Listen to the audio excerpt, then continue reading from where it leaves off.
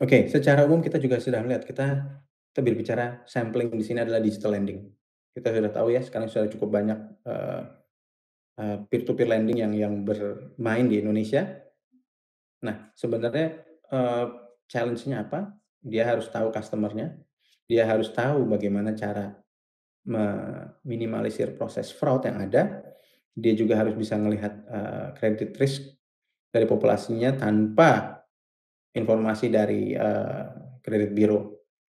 Karena kalau kita ngomong peer to peer lending ataupun fintech, mereka tidak memiliki direct access, tidak seperti, perbankan dan lainnya.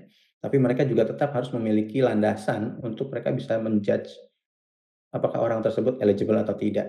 Makanya dia bilang, inilah nanti butuhnya alternatif data. Dan yang terakhir, yang keempat tentu saja seamless onboarding journey ya. Ini balik lagi, bagaimana, customer experience tersebut merupakan salah satu hal yang paling penting. Kalau user merasa proses onboarding-nya mereka itu tedious, itu sudah pasti mereka normally tidak mau.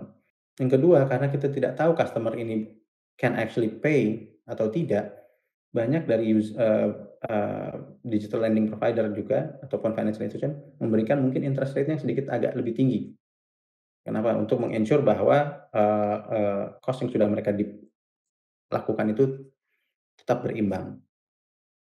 Nah, ini kita berbicara sedikit sekarang mengenai KYC, Know Your Customer. Tadi sudah diinformasikan ada beberapa step dan akan memakan waktu beberapa hari, tapi kalau kita sudah melakukan eKYC, mengarah ke digital transformation, semua menggunakan aplikasi via smartphone untuk meningkatkan produktivitas, semua proses tersebut bisa dilakukan dalam hitungan menit. Perbedaan hari dan menit ini menjadi hal yang sangat besar.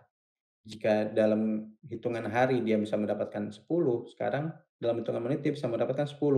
Impact-nya apa? Potensi untuk men-generate revenue lebih besar. Khusus untuk digital, untuk, financial institution, untuk setiap customer acquisition itu mereka biasanya memiliki yang kita sebut mungkin customer acquisition cost, itu sudah diperhitungkan. Nah, customer acquisition cost ini yang awalnya memakan waktu harian, di mana agent mungkin harus juga pergi onsite dan lain, itu sekarang bisa diminimalisir menjadi menit, yang impact-nya apa? Customer acquisition cost-nya bisa ditekan. Nah, salah satunya untuk bisa melakukan EDD, Advance AI kami memiliki namanya face compare, di mana kita ini, boleh dibilang cukup, prima dari sisi solusinya, karena teknologi face compare dari Advance AI itu semenjak berdiri hingga sekarang kita sudah melakukan training sampling data khusus spesifik untuk wajah orang Indonesia itu lebih dari 4 juta sampling data. Dan, sampling data itu ataupun, data-data tersebut itu sebenarnya akan terus di-improve oleh, tim data scientist maupun tim data annotation kami. Sehingga kami bisa mendapatkan hasil yang jauh lebih akurat dan lebih spesifik. Jadi kita bisa melakukan komparasi apakah orang tersebut, sebelumnya maaf, mungkin belum berhijab, sekarang berhijab, atau dulunya belum ada, operasi plastik, sekarang sudah ada operasi plastik, itu tetap bisa di-compare, seperti itu. Setiap parameter ini, seperti face comparison, liveness detection, ID recognition ataupun OCR, itu Advanced AI kita meng-imbue, artificial intelligence dari setiap layanan kami.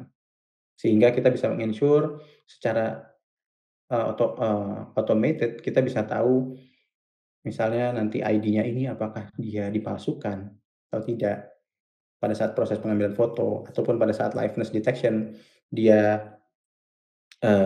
berhadapan dengan kamera, kita bisa tahu apakah orang yang berhadapan dengan kamera ini, adalah a real person atau dia misalnya menggunakan topeng, ataupun misalnya dia menggunakan, media lain, jadi tidak live, tapi menggunakan, Zoom ataupun yang lain, itu tetap bisa di-detect.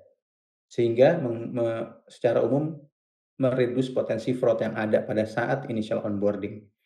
Yang berikutnya tentu saja face compare, kita bisa melihat image yang ada di ID dengan image yang ada di selfie, apakah orang ini sama atau tidak? Ini juga sebenarnya potensi untuk mengurangi, noise ataupun potensi fraud tadi. Nah, kalau untuk existing user, kita memiliki layanan juga bernama Face Search, di mana sebenarnya Advance AI juga menggunakan layanan, ataupun teknologi dari Face Compare, di dalam face search, tapi dengan model yang berbeda. Kalau kita berbicara face compare, kita membandingkan foto A dengan foto B. Jadi one to one. Face search itu kita melihatnya one to many, di mana nanti dari hasil selfie atau liveness yang ada, kita bisa cek ke existing database-nya customer, apakah orang dengan muka seperti ini dan misalnya udah ada dari proses OCR NIK yang seperti ini, itu ada atau tidak di database customer. Nah, itu adalah fungsi dari face search, di mana nanti dia akan melakukan, screening untuk melihat apabila ada tingkat terdetek ada yang mirip, nanti nilai balikannya juga ada, similarity ratio antara image dari sisi likeness tadi dengan foto yang ada di, database customer. Nah, beberapa activity ini sebenarnya akan ini akan, boleh dibilang cukup cepat, sehingga impact-nya apa, pengambilan keputusan pun akan menjadi lebih efisien. Dari tim, risk akan melihat, "Oh, orang ini, boleh dilanjutkan ke tahap berikutnya atau kita reject." Di mana tadinya mereka harus lebih dulu menunggu hasil input mungkin dari agennya yang ke onsite dan lain-lain, ini bisa dilakukan yang tadi ya dalam hitungan menit, seperti itu. Nah, secara umum posisinya ini, layanan kami juga kita memiliki, tadi ya digital ID verification yang bisa diperkuat oleh alternatif data. Tadi ya seperti telco, sosial media, bahkan email. 3 alternatif data ini sebenarnya meng-enrich library dari financial institution untuk bisa memberikan penilaian apakah orang ini bisa kita berikan pinjaman atau tidak, seperti itu. Nah, dengan adanya layanan tersebut tentu saja apa yang bisa dilihat, yang bisa dihindari, mungkin account takeover bisa diminimalisir, karena kita bisa tahu nih orang ini ternyata bukan pengguna KTP-nya bukan atau email-nya ternyata bukan email-nya dia, atau email ini adalah email baru. Ke sosial media, ternyata, phone number-nya tidak aktif, seperti itu. Itu pula dengan group fraud dan, loan stacking ya. Tadi loan stacking lebih ke arah orang melakukan proses, aplikasi, ke multiple lender secara berbarengan dengan waktu yang cukup singkat. Nah, ini bisa di-handle oleh tadi ya, multi platform detection. Nah, ini cukup banyak, memang, tulisan di sini, tapi secara umum adalah apa,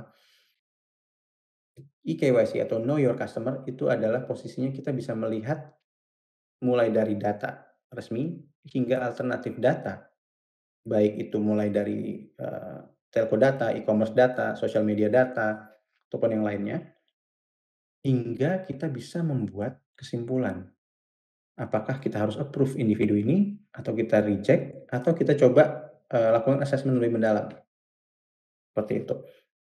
Nah, ini adalah layanan big data kami dari Advance AI, mulai dari e-commerce, telco, kita bisa melihat, email, device fingerprint-nya, dan juga dari sisi sosial media.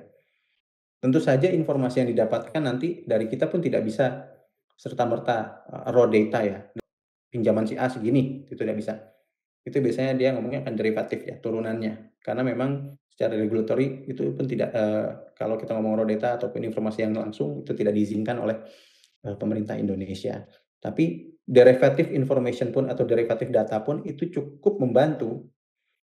Sebagai contohnya sebelah kanan kita lihat dengan e-commerce yang default rate-nya segini, nanti kalau tanpa e-commerce malah justru lebih besar default-nya. Default itu maksudnya tidak diterima ya dalam arti itu. Nah, inilah sebenarnya kegunaan dari alternatif, big data, kami atau alternatif data produk kami.